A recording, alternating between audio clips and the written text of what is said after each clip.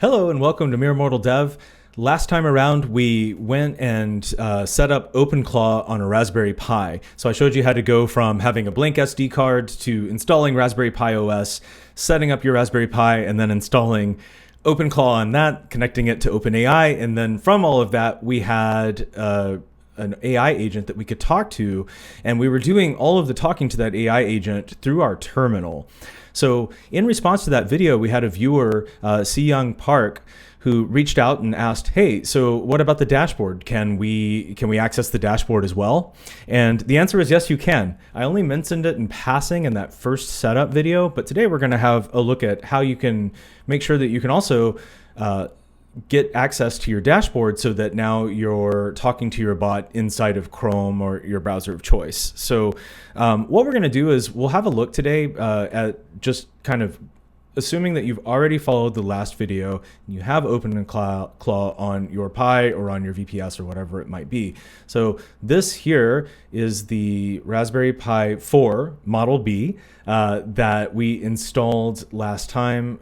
It's got OpenClaw on it. It's got the SD card here in the back. So we're not going to go through all those steps again, but we'll start assuming that you followed that last video and you have a way to connect to OpenClaw, to this Raspberry Pi, and then eventually to OpenClaw. So what I'm going to do is just plug this into power.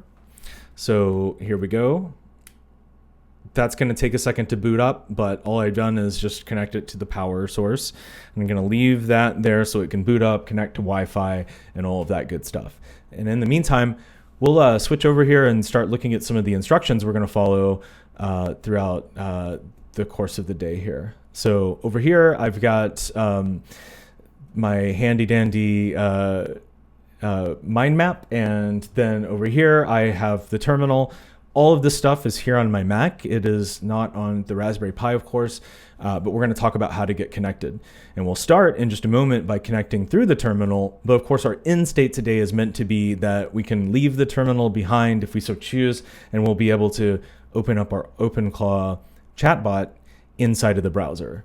So here we go. Let's have a look at some of our instructions. So first of all, turn on the Pi. We did it. Next, we're going to SSH in to the Raspberry Pi. So depending on how you set this up last time, your SSH command will be different. In my case, I'm user ash@meremortalpi.local. That's where once my Raspberry Pi is connected to the network, it's going to be addressable with this alias. So I'm going to hit enter and voila, we're back into the Raspberry Pi. So this is pretty exciting. And once we're there, then the next thing that we can do is get our gateway up and running. So I'm going to start the gateway. And a lot of what we're going to do is going to happen through this OpenClaw command. There's a ton of stuff under the hood here. But in this case, we're going to be working with the gateway command, and specifically in this case, we're going to start the gateway. So this takes a second, but we're going to get this up and running.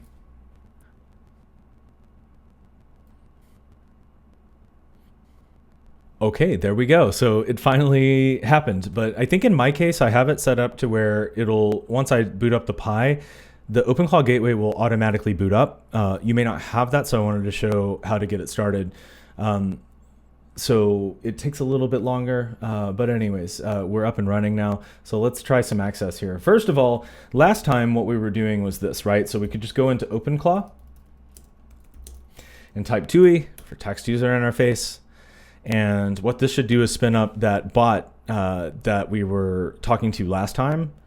And in this case, you can actually see it's the same conversation that we had last time. So I can go back through this, and you saw that there was one of the first things we tried to do was get the bot to go out and look at my wife's business's website, and it said no because of no API key, blah blah blah. And then we asked it to do a workaround, and it just did it.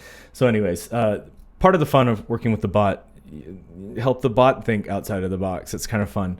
So anyways, that's where we got last time. And of course, what we're trying to do today is actually access the dashboard instead. So how would we go about doing that actually, right?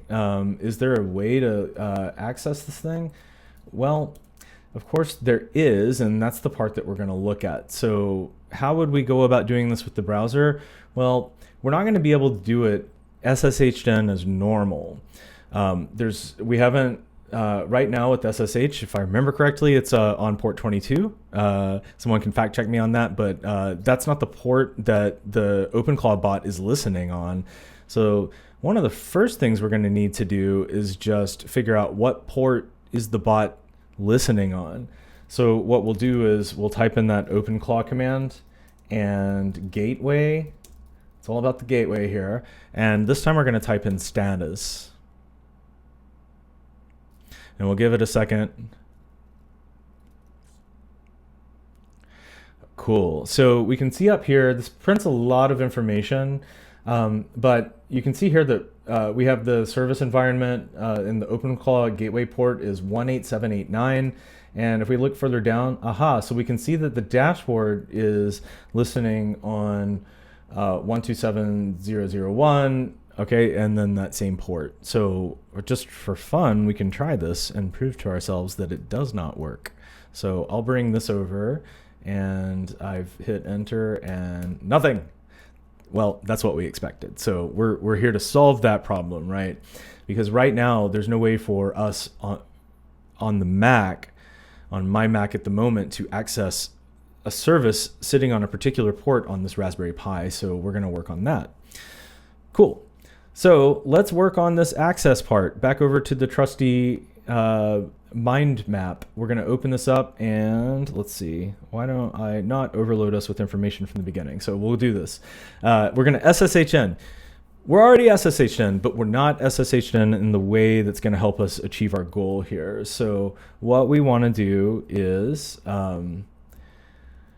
we're going to SSHN with a new sort of permutation of the SSH command. And we'll talk about what this means in just a second. But first, if you're already SSHN like I am, we're going to go ahead and exit here.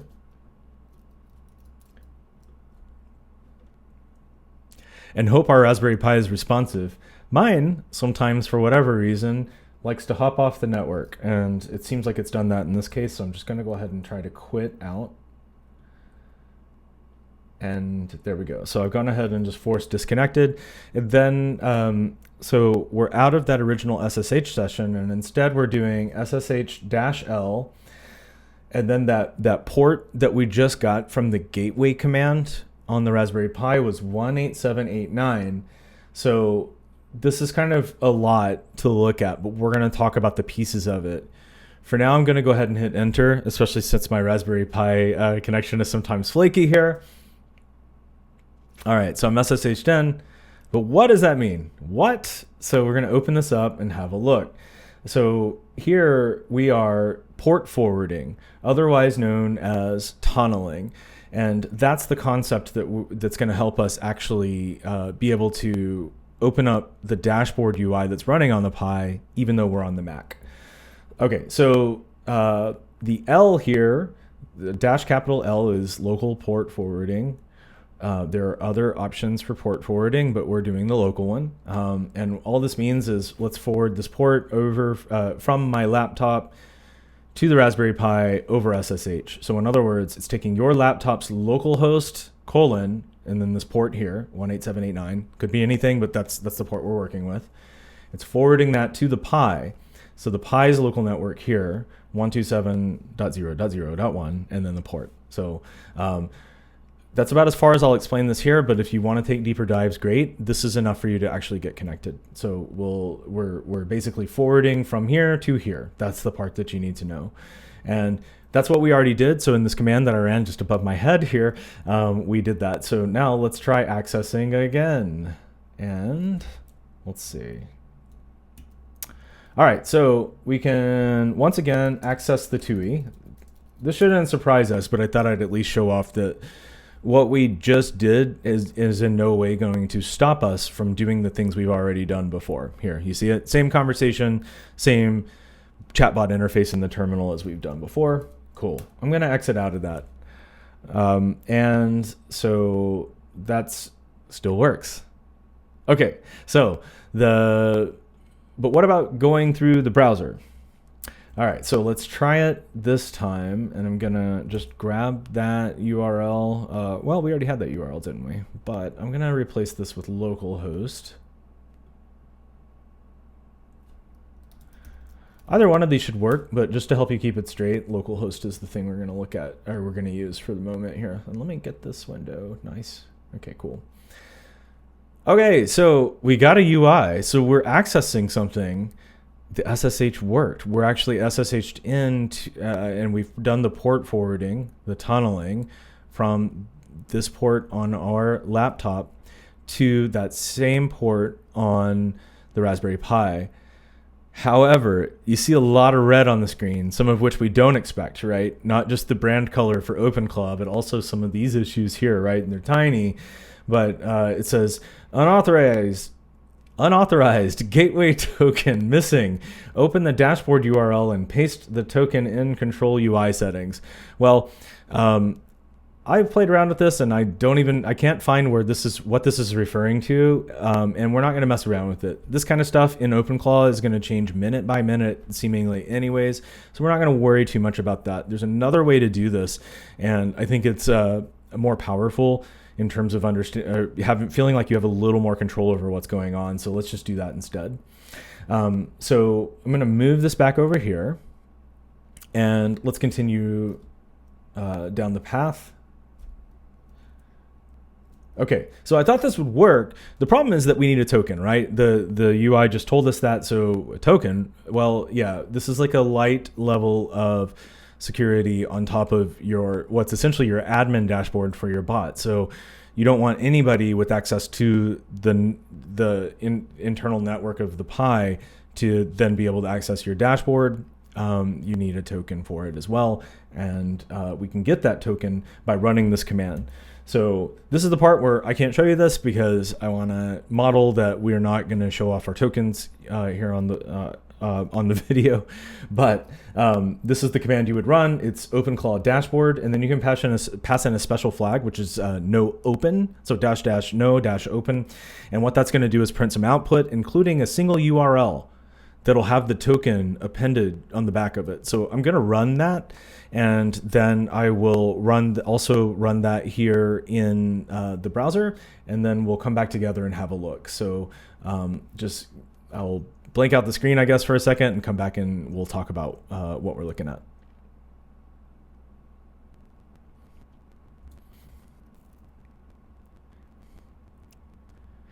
And we're back. So we've got it all done. So again, I ran that command. It gave me a URL. I copied that URL and pasted it into my local browser here on my Mac. And that token gets presumably stored in local storage, if I remember correctly from the docs. And so it takes it out of the URL, which is great. But yeah, here we are. Now we're in the dashboard. And again, this dashboard is actually running over here on the Raspberry Pi. But we are doing the port forwarding so that we can access from the Mac that service and run it in the browser over that port. So now let's just kind of have a look. We haven't seen this before, at least not in the video. So let's just kind of play around and see what we got. And this is just meant to give you a little bit of a taste of what this is like. The sky's the limit from here. There's all sorts of things you could do. But this is the first time we've opened it. So just kind of having a look and scroll around and see, for example, right? So this is that same conversation we saw in the TUI, right? But we got a lot more information that we're seeing. By the way, if you see the word Sprite here, that's the name that we gave the bot last time, so don't forget that. Or if you're wondering why, it also has this emoji that we assigned to it. So all that's just like we set up last time. It's actually showing it to us in the UI. That's pretty cool. So yeah, just kind of looking around and seeing all of this, and it's kind of in what we'd call verbose mode.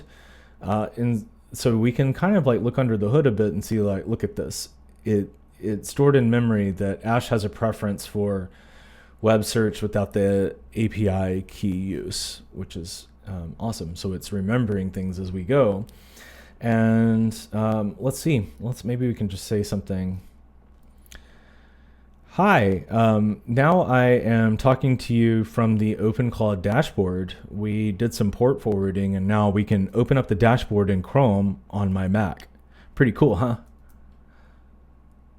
We'll let my dictation service, which has nothing to do with OpenClaw, kind of write that, and then let's go ahead and hit send.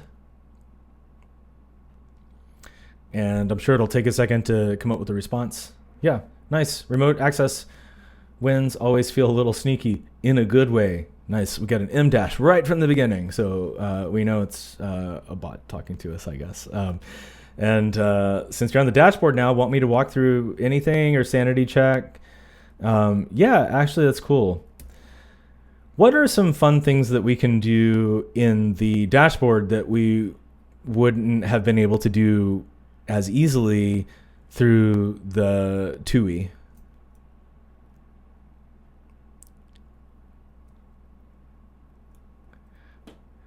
I wonder if it's going to categorize logs as fun. Let's find out. Graphical monitoring. Hey, that is fun. So we can do visual panels for gateway status, recent tasks, scheduled jobs, and resource usage. Agent and cron management. Actually, I noticed like there's a whole cron jobs section over here. There's all kinds of fun to be had with that. Log. Okay, hey, it did put logs in there. Great. Okay, so we can do log stuff. File previews, notifications and alerts and that kind of thing. So cool. There's a lot of stuff we can do. Presumably there's even more than that, but that's one thing. So it's just a nice way to be able to come in and manage some of that stuff in a way, like even doing things like new sessions, for example.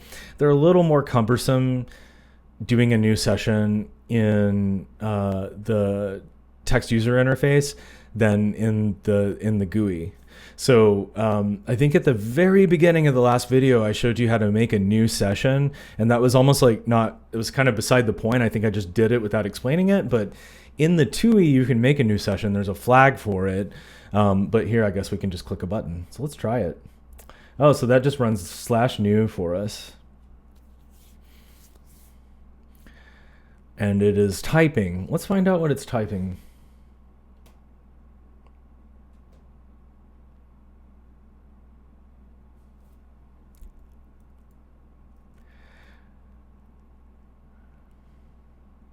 Hey Ash, Sprite's awake and ready to get into something real. More M dash.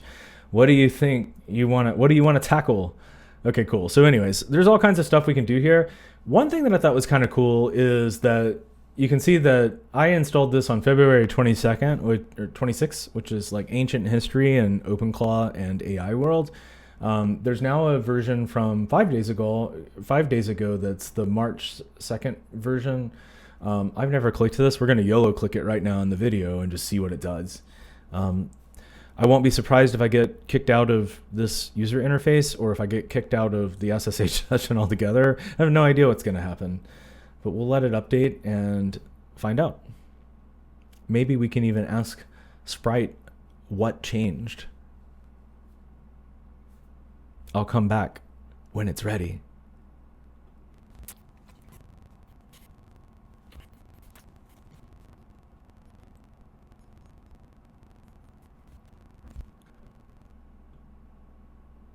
Okay, and we're back. So it took a long time, and then eventually I got booted out of it. So let me show you what the current state of affairs is, and then we'll see if we can fix it. Maybe this is as simple as doing a restart, but I actually wanted to show you what's going on here. So first things, I got the update available, didn't go away, but I was disconnected for literally no reason. I love it. So it says that I'm not on anymore. The health is offline. And then over here in the terminal for the Pi, I'm getting all this sort of connection refuse stuff. So we're just going to go ahead and quit out of that. And then we're still SSH'd into the Pi, right? So we can still run commands remotely. I'm going to try to refresh and just see what happens. Okay, and it looks like we're back. So yeah, I guess all we had to do was refresh the page and then we're fine. If that's what all it takes to get that to work, that's actually not that bad. You just have to be ready for what looks kind of scary, because your SSH session is gonna yell at you and the UI is gonna get all red and angry. But notice now that the update no longer shows up here. Although strangely, it still shows we're running version 2.26. So I'm gonna try refreshing one more time. No love. Let's see what else might kick this thing into gear. Just for funsies, I'm gonna type new session, although I don't expect that to do anything. And then if this doesn't change the version, which it doesn't look like it will, I'm going to restart the SSH session and just see if that works. Of course, we have to wait for it to talk to us. So here we are, waiting and waiting. But I guess it doesn't matter. We started the new session and we're still not on the new version. So, okay, let's get out of the SSH session. So we'll do... Here, we're just going to exit.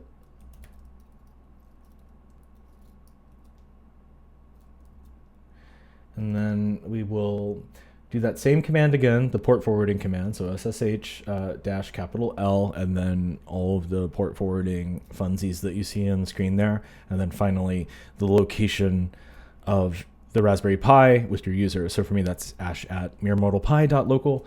We hit enter there. See if we can get back into the Pi without issue. And let's just do a refresh here in the browser. Okay, so we still have that old version number. Let's see if I can go and troubleshoot this. Back in a moment.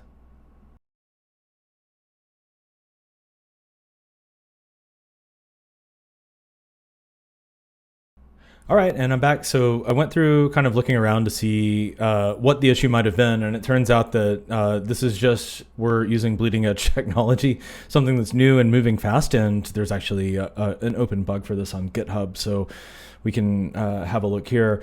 But basically it's just confirming that other people are seeing the same thing, where there seems to be some sort of environment variable that gets set, and even when we restart the gateway or anything else, like it'll still have the older version numbers stick. So again, while it shows here that we've got 2.26 running, if we go here, we can see that it reports back that we have 3.2 running. I've restarted the gateway a couple of times as well, but we still have that old version number here. Just for funsies, we'll ask the bot to see what version it thinks it's running, but that's probably as far as we'll chase this, just because by the time you watch this video, chances are this bug's going to be gone. So anyways, let's just see what the bot has to say. Hi Sprite, I'm just curious what version of OpenClaw you believe you're running on. The dashboard UI is showing a different version number than our CLI is. So I'm curious from your perspective what version number you're seeing.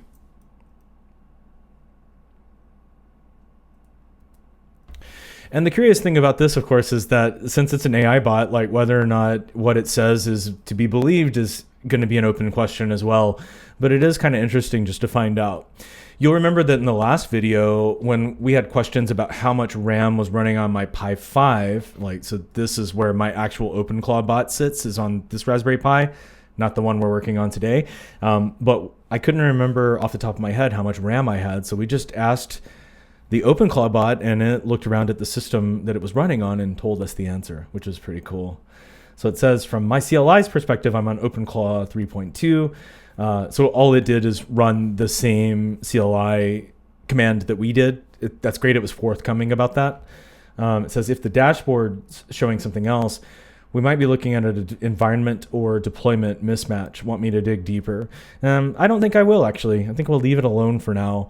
These kind of little mysteries here and there regarding updates, I think, are going to come and go relatively quickly. But anyways, coming back to our main point for today, right, was just getting all this up and running, right? The fact that, again, we left, for the most part, the terminal behind. Really now we're using the terminal more as like a diagnostic machine than anything else.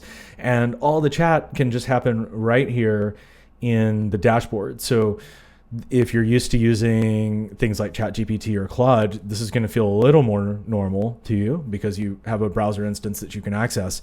And since we're doing port forwarding, like you don't have to connect a keyboard and a monitor and a mouse to the Raspberry Pi. Instead, you can still just like leave it sitting on the desk like I do and have it on your local network. And as long as you're on your local network, you can access it. Now, if you want to access it when you are out and about away from home, well, that's a different video. We'll have to, you'll have to let me know if that's something that you're curious in learning about.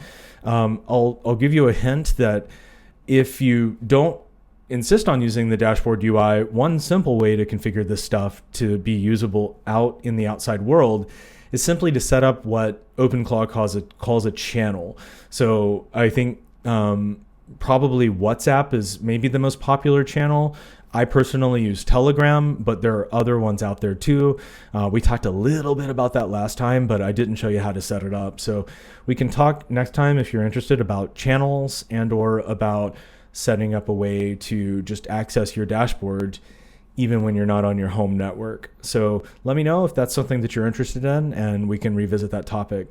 But yeah, thanks for joining in for Mere Mortal Dev once again. And we were just covering how to access the OpenClaw dashboard from your Mac when you're SSH'd in. And we talked about the concept of port forwarding and how to make that work and all of that cool stuff. So have fun with the dashboard. Let me know what you're doing with it. I'll be honest. I don't do a ton with the dashboard at this point myself. Most of how I interact with my actual OpenClaw bot is just over Telegram, and it's been for what I need it for fine so far. But now I want to play around with the dashboard as well. So help me get inspired. Tell me what you're doing. Thanks for following along, and I'll see you in the next video.